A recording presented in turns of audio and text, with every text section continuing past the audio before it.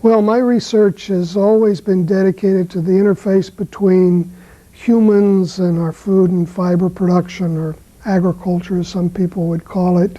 I deal with the culture in agriculture, in other words.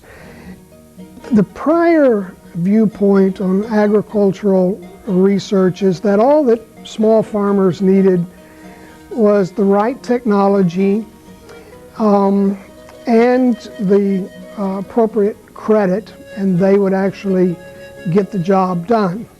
What I have tried to promote is the idea that farmers themselves, in their own indigenous knowledge, in their own traditional ways, have a great deal to contribute to the process as well. Start with the farmer, because if you don't start with their understanding of the problem, you're not going to get anywhere. Get on common ground with the farmer so as to be able to generate appropriate solutions. Often the third world farmers' backwardness is not backwardness at all, but a very realistic understanding of the circumstance that they're facing. For example, in the Andes, they may have very low yields with their potatoes, but these potato yields are stable through very harsh conditions and very cold weather, climate conditions. And so our point of view is that the farmer has something to offer, but the scientist does too. There are things the farmer doesn't understand, such as a virus, perhaps.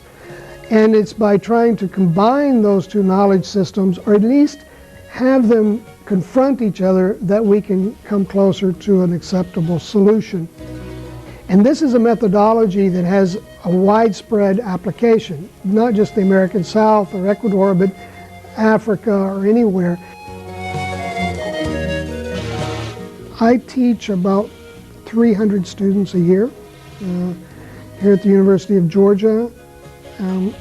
I teach an introductory to anthropology class that has from 200 to 300 students at least once a year. And then I have a number of seminars for graduates and undergraduates.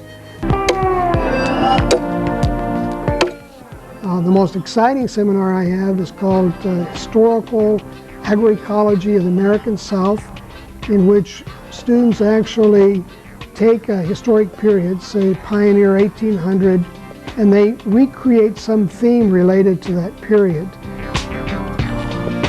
So last fall we actually recreated an 1800 Georgia Pioneer site, which included an 1800 log cabin.